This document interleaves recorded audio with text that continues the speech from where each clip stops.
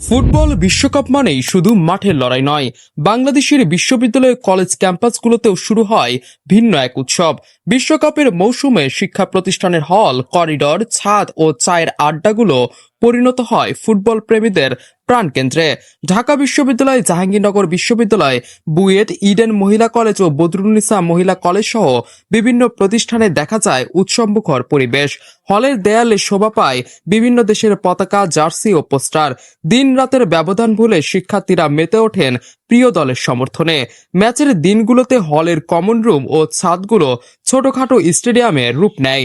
গোলের উল্লাসে কেঁপে ওঠে পুরো ভবন, আর পরাজয়ে নেমে আসে নীরবতা। রাত জেগে খেলা দেখা, বন্ধুদের সঙ্গে তর্ক বিতর্ক, বিশ্লেষণ আর চায়ের আড্ডা সব মিলিয়ে বিশ্বকাপ হয়ে ওঠে তরুণদের মিলন মেলা। শিক্ষার্থীদের ভাষ্য, বিশ্বকাপ শুধু একটি ক্রীড়া আসর নয়, এটি বন্ধুত্ব, আনন্দ ও একসঙ্গে সময় কাটানোর অনন্য উপলক্ষ। বিভিন্ন দলের সমর্থক হলেও খেলা শেষে সবাই একই টেবিলে বসে ভাগাভাগি করেন উচ্ছ্বাস ও হতাশার গল্প। বিশ্বকাপ ঘিরে ক্যাম্পাসের ছাদ, টং দোকান ও ক্যাফেটেরিয়াগুলোতেও জমে ওঠে প্রাণবন্ত আলোচনা। কে হবে চ্যাম্পিয়ন, কোন খেলোয়াড় হবেন সেরা, এসব নিয়ে চলে ঘন্টার পর ঘন্টা তর্ক ও বিশ্লেষণ।